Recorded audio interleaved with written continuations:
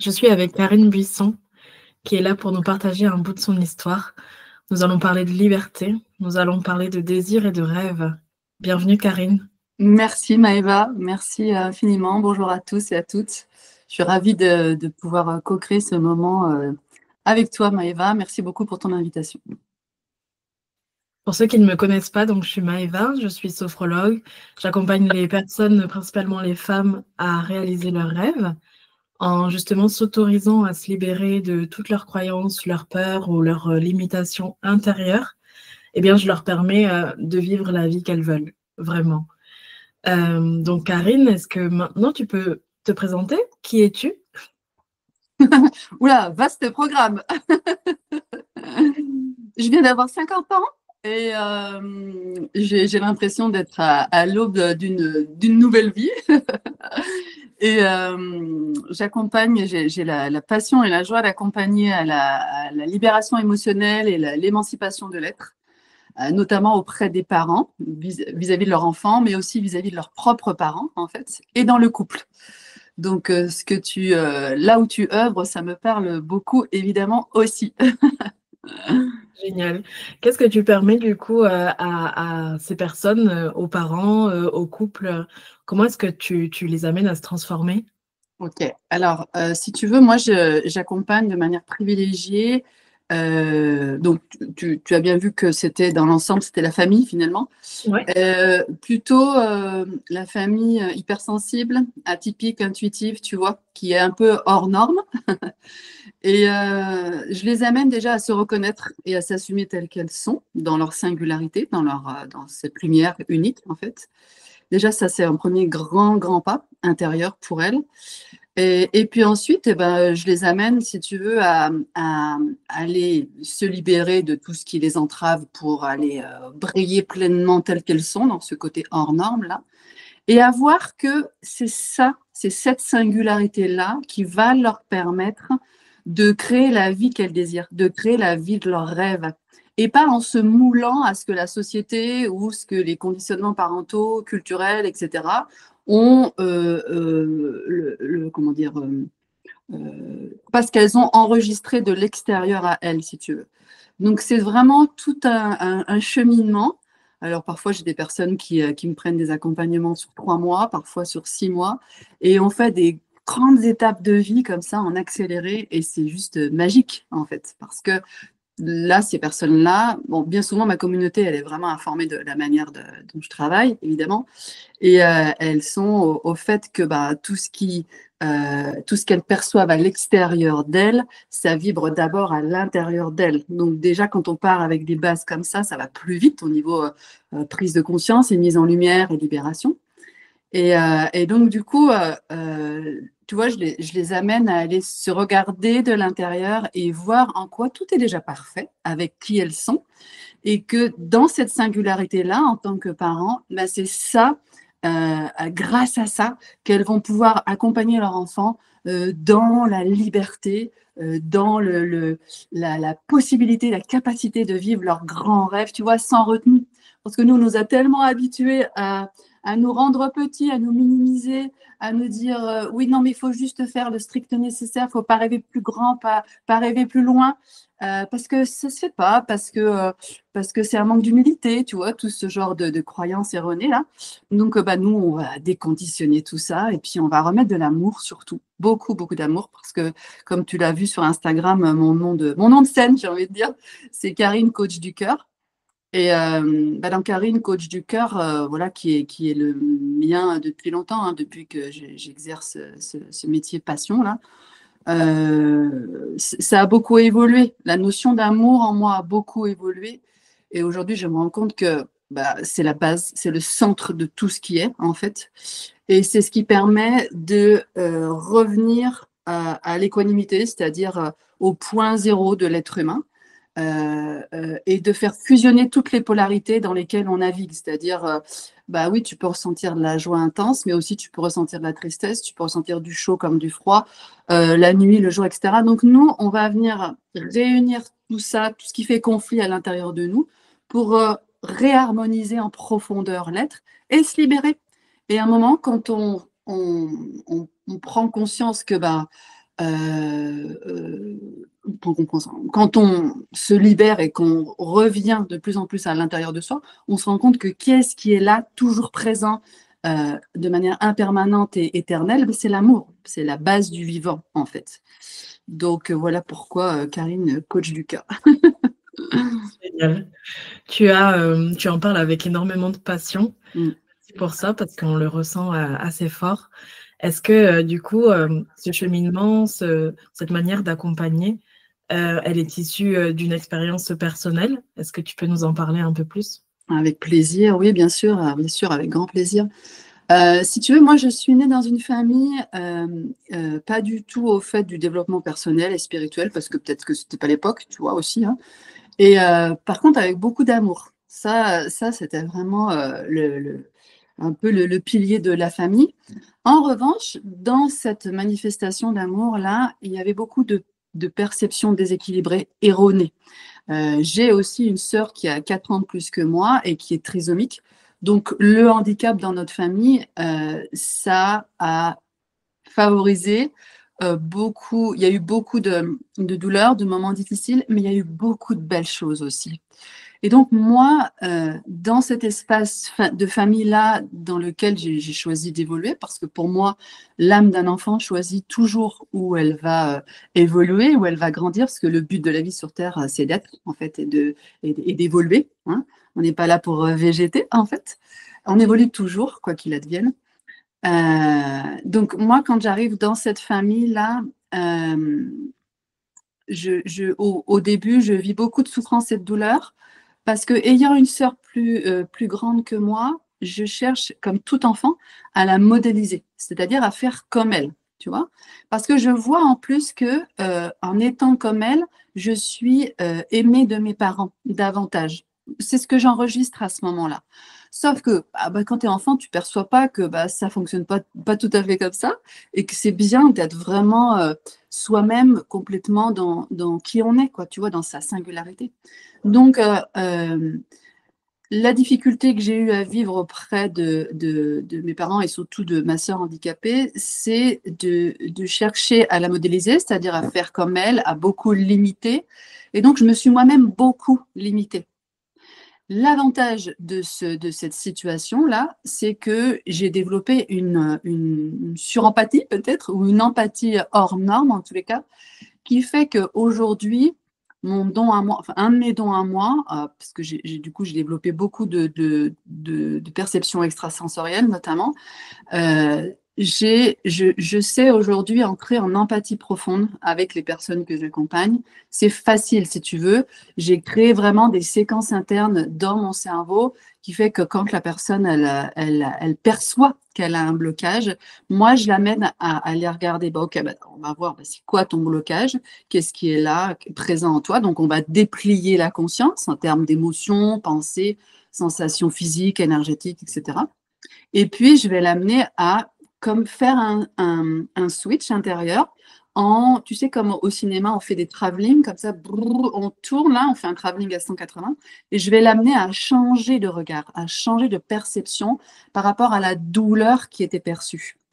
Et en fait, c'est pour ça que là, je vais dire quelque chose qui va peut-être heurter certaines personnes, parce qu'on est encore bien, bien immergé dans le milieu du développement personnel, avec la souffrance, les douleurs, etc. Comment c'est possible de les guérir?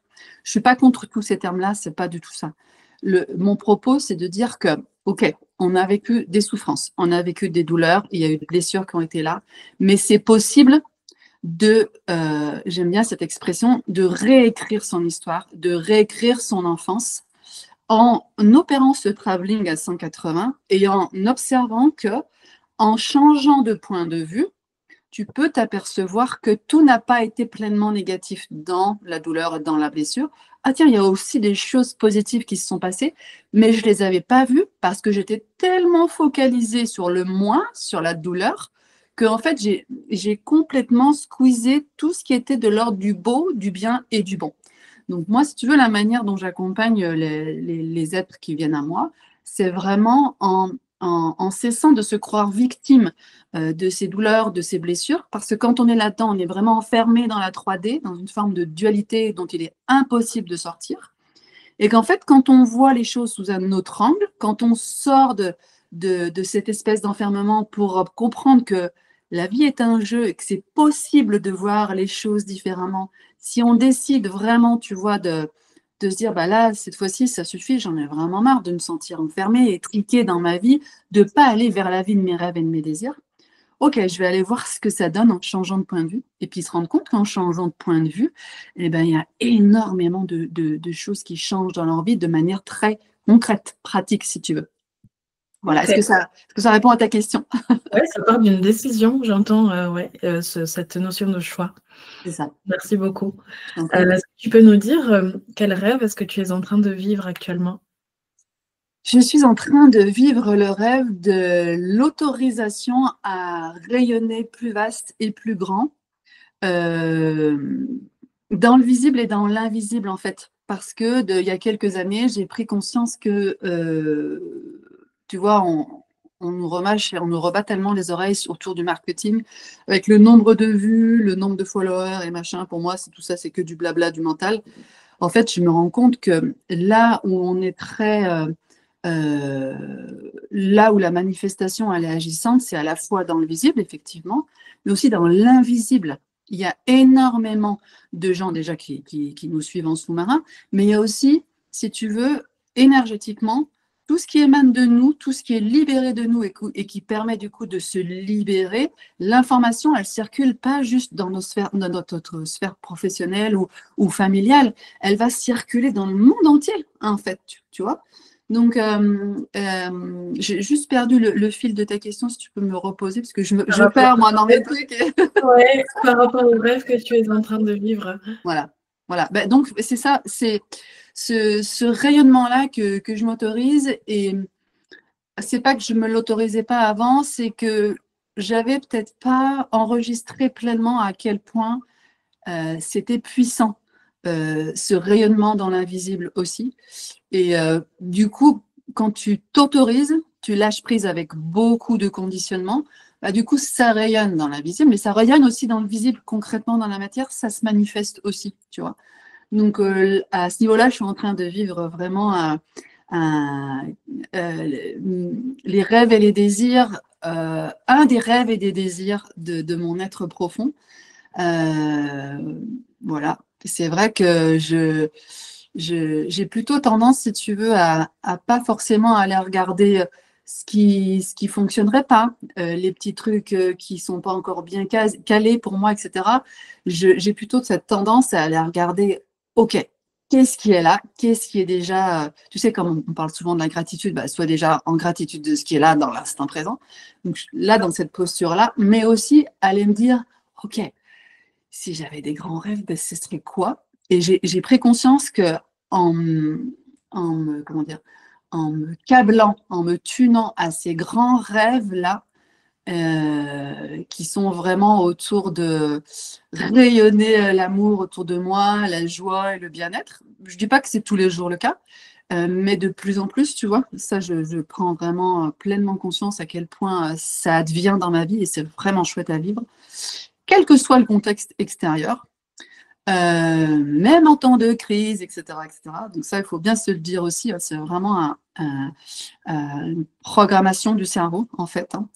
Donc moi, je suis en train de prendre conscience que, enfin, je sais pas que j'ai pris conscience, c'est la manière dont j'œuvre, c'est que je me tune à ces grands rêves-là.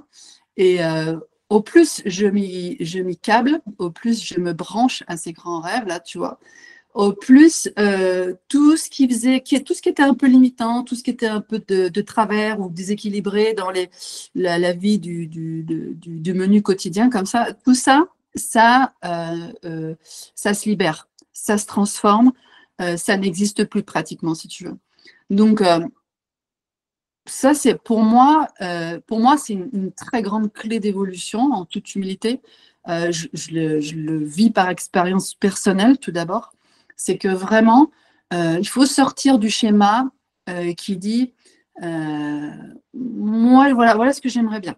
Ben, j'aimerais bien avoir une vie harmonieuse dans mon couple et puis avec mes enfants, que mes enfants ils soient bien à l'école ou dans leur environnement, qu'ils soient bien acceptés, machin. Génial, très bien. Mais j'ai envie de dire, Et c'est la manière dont j'accompagne aussi les personnes. OK, mais autorise-toi à aller te câbler à encore plus grand. Parce que tu vas voir qu'en te câblant à encore plus grand et en étant vraiment dans ce quelque chose de qui fait waouh à l'intérieur de toi, qui t'émerveille, ben, en fait, ce qui te posait problème à la base dans ta vie pratico-pratique de tous les jours, ça se retourne. Il y a quelque chose qui n'existe plus. En fait, ça s'efface du cerveau et de la perception des personnes, en fait. Et ça, c'est assez incroyable à vivre, quoi. Donc, voilà, pour moi, c'est une clé pour aller vivre ses rêves et ses désirs super puissantes et pas se limiter. Surtout pas se limiter et se dire ah mais c'est cuculapraline, ça, c'est vraiment un truc New Age, machin, etc. Non, c'est juste purement des neurosciences et de la physique quantique. Aujourd'hui, quand même, depuis plus de 15 ou 20 ans, on commence à être au fait de tout ça. Pour moi, les leaders d'aujourd'hui sont les personnes qui comprennent et qui œuvrent à partir de ces espaces-là. Quand on se câble à plus grand, c'est ni cuculapraline, ni New Age, ni machin. Non, c'est vraiment qu'on sait comment le cerveau de l'être humain il fonctionne et on cherche à vivre le beau, le bien et le bon dans sa vie. Voilà. Et on a le droit. Pourquoi on n'aurait pas le droit de rêver grand? Qu'est-ce qui nous empêche? C'est le voisin, c'est nos parents, c'est l'école, c'est notre patron. En fait, on a tous les droits. On a tous les droits. Donc, j'ai comme la sensation que l'être humain est en train vraiment de se réveiller à lui-même et dans sa capacité à aller se faire vivre tout ce qu'il a envie de se faire vivre. Parce que tout ne dépend que de nous, en fait. Tout ne dépend que de nous. Donc ça, c'est vraiment quelque chose qui moi, me porte et j'adore me faire vivre ça. Donc, je m'en empêche pas. Je suis très décomplexée par rapport à ça. Et j'adore accompagner mes coachés ou mes clients, comme on a envie de dire, ou les êtres que j'accompagne, avec cette manière d'être au monde. Parce que voilà, le passage d'une vie sur Terre est très rapide, même si après, voilà, personnellement, je crois en ce qu'on appelle, entre guillemets, la réincarnation, c'est-à-dire j'ai la sensation que l'être revient sous une forme, sous une autre, à partir d'une autre énergie, et qu'on vivra toujours des choses pour nous faire évoluer. En tous les cas, le laps de temps de vie sur Terre, il est ultra rapide hein, à l'échelle humaine. Donc, allons-y, faisons-nous vivre du beau, du bien et du bon. Et puis voilà, quoi. Le reste, on s'en fout. Hein. Ok, donc ce que j'entends, c'est que ton conseil principal lorsque quelqu'un a un rêve, c'est d'oser voir très grand, d'oser se connecter à ses rêves plus grands. C'est ça. Exactement. Ouais. S'il y a d'autres obstacles, quelqu'un qui se freine encore, qui n'ose pas y aller, qu'est-ce que tu pourrais lui conseiller encore? Tu sais, je suis un peu coach dans l'âme, donc j'ai plutôt envie de lui dire, avec toute ma bienveillance et mon empathie, pour moi, on est toujours 100% responsable de sa vie. Quelle que soit la personne avec laquelle on co-crée une situation, une relation, un échange, etc. Donc, à partant de là, j'ai envie de te dire, si la personne, et même moi, hein, je sais que j'en ai encore, on n'a pas assez d'une vie pour être vraiment se sentir dans cet être illimité-là. Je lui dirais, qu'est-ce qui fait que inconsciemment, tu trouves encore du bénéfice à rester dans cette situation. Donc, on va aller explorer les choses de manière très précise et très pratique. C'est pour ça que des fois, il y a des choses qui sont géniales à faire pour des personnes, pour des grands groupes. Et d'autres fois, quand il y a des choses qui paraissent limitantes et bloquantes, là, ça va être beaucoup plus intéressant et puissant d'aller faire un accompagnement en one-to-one, si tu veux, pour aller regarder, mais qu'est-ce qui se joue? Parce que bien souvent, ce qui bloque, ça va être vraiment des choses, des problématiques racines. Et donc, on va aller au cœur de ce qui se passe chez la personne. Et là, elle va se rendre compte que c'est lié, un problème de surface va être lié à quelque chose en profondeur qui n'a peut-être strictement rien à voir avec ce qu'elle croyait au départ, si tu veux, quoi. Donc, je lui poserai la question, en fait, quel bénéfice secondaire, en coaching, on parle de bénéfice secondaire. Je ne suis pas attachée au terme de coaching, mais c'est ni au terme de bénéfice secondaire, mais c'est une manière, une approche hein, parmi beaucoup que je pourrais lui demander et que du coup je donne ici. Qu'est-ce qui ne t'autorise pas à te déplier pleinement, à oser? Tu vois, c'est une question d'autorisation intérieure en fait. Bah, ça veut dire que la personne, quelque part, aussi dure et crue à entendre que ça puisse paraître, eh bien, elle y trouve quand même un bénéfice suffisamment grand pour ne pas se transformer et aller vers la vie de ses rêves et de ses désirs, en fait. Voilà, donc ça, tu vois, c'est une réponse plutôt globale et vaste. Il faudrait vraiment avoir une problématique précise, tu vois, pour qu'on puisse avancer. Ok, merci. Mais c'est très clair. Merci beaucoup. Eh ben, je t'en prie, je t'en prie, Maëva. Est-ce que tu peux nous dire plus au niveau physique, lorsque toi tu es traversé par un désir, une envie, ou quand tu te connectes comme ça à tes rêves plus grands, comment tu le vis dans ton corps? Comment je le vis dans mon corps physique, tu veux dire? Oui. Ok.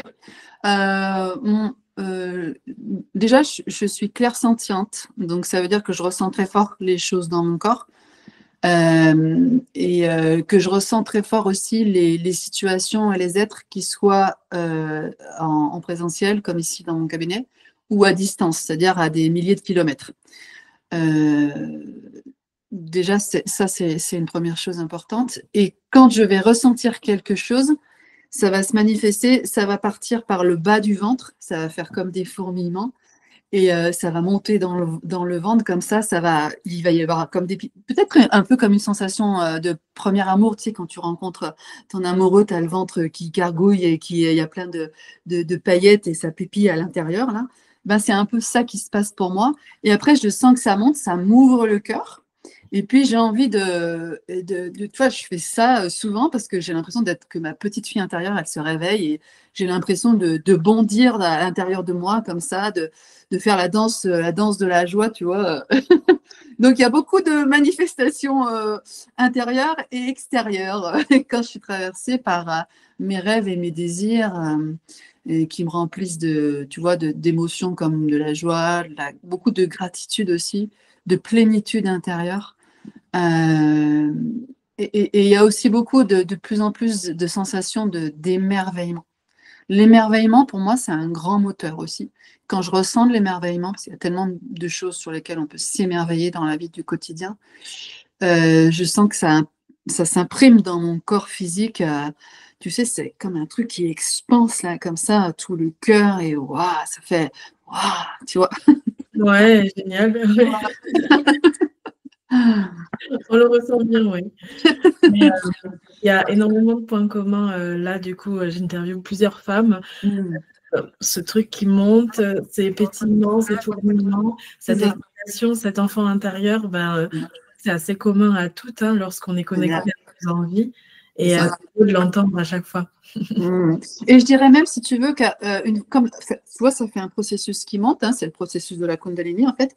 Ça monte et après, c'est comme si même ça se connectait à plus grand, quoi. Tu vois, il y a vraiment un truc qui part là et puis comme qui a un tore qui se développe tout autour de nous. Mais c'est ça, parce que, en fait, c'est pas réducteur ce que je veux dire, mais on n'est qu'une antenne électromagnétique, quoi. Donc, en fait, on est vraiment ça. Et c'est ce qui fait que plus tu es en pâte, en fait, plus tu es cette antenne électromagnétique qui fonctionne à plein régime, quoi. Je comprends, oui. Tu comprends? Ok, génial. Est-ce que du coup, tu as un prochain rêve ou une vision justement pour tes années à venir là? Ouais.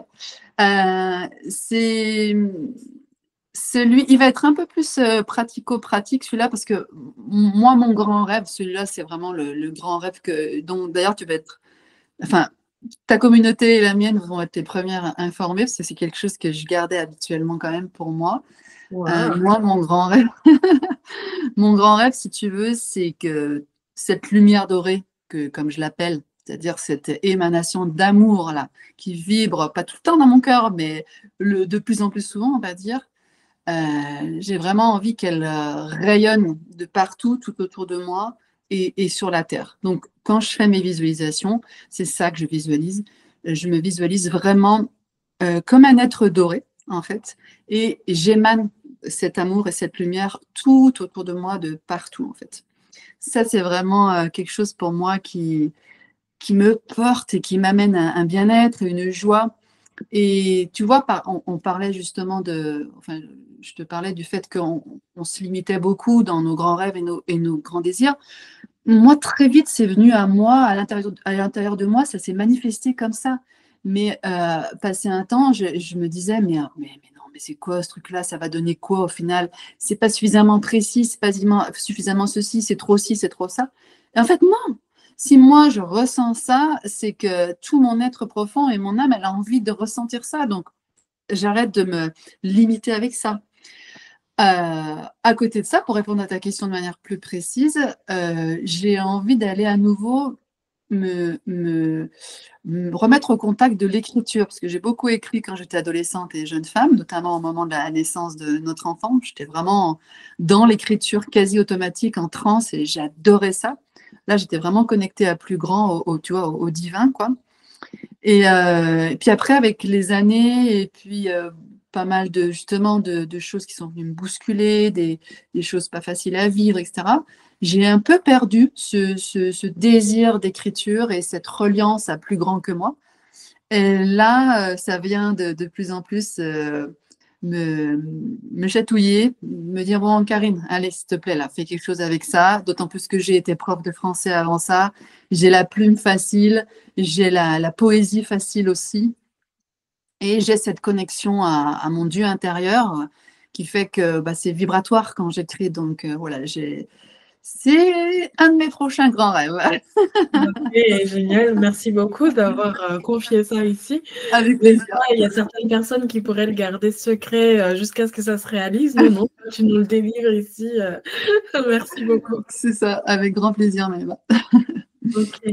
Et pour clôturer cette interview, on arrive déjà à la fin. Va vite, ouais. Tu pourrais nous donner une phrase qui résumerait ta philosophie de vie ou bien un message pour le monde?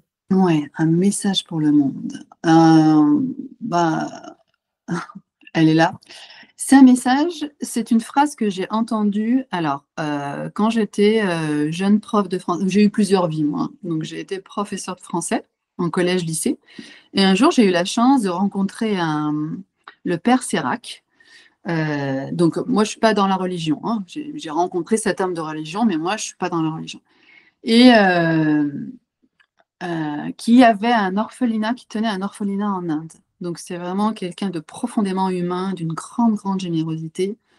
Et quand je l'ai rencontré, j'ai été submergée d'amour. Vraiment, si tu veux, ça m'a fait un truc dans tout le corps et le cœur, à tel point que j'ai dû me tenir comme ça, le ventre et le cœur, parce que c'était tellement fort, quoi. Et j'en ai eu les larmes aux yeux. Et quand on s'est regardé les yeux dans les yeux avec cet homme-là, ce jour-là, c'était il y a très longtemps maintenant, parce que j'avais 26 ans à l'époque. Et bah, lui aussi, il a eu les larmes aux yeux. Tu vois, il y a vraiment quelque chose de fort qui est passé. Et sa phrase à lui, c'était de dire, dans la vie, tout n'est qu'exercice, celui d'aimer. Voilà, ce sera ma phrase de la fin. Merci. J'ajouterai rien de plus. Merci beaucoup pour ça. Comment on fait pour te retrouver, Karine, pour te contacter? Eh ben, écoute, il y a mon réseau sur Instagram, sur Karine Coach du Cœur, tout attaché. Et puis aussi sur Facebook, à Karine Buisson. C'est mon mur professionnel, en fait, Karine Buisson. Après, bah voilà, j'ai d'autres réseaux, mais les deux principaux, on va dire que c'est celui-là. Ce sont ceux-là, en tout cas. Ok. Merci beaucoup, Karine. Voilà. Bah, merci infiniment à toi, Maëva. Merci, Maëva, merci pour ta générosité et puis ta belle présence aussi. Merci. On te souhaite de rayonner encore plus loin. Ah oui, merci bien.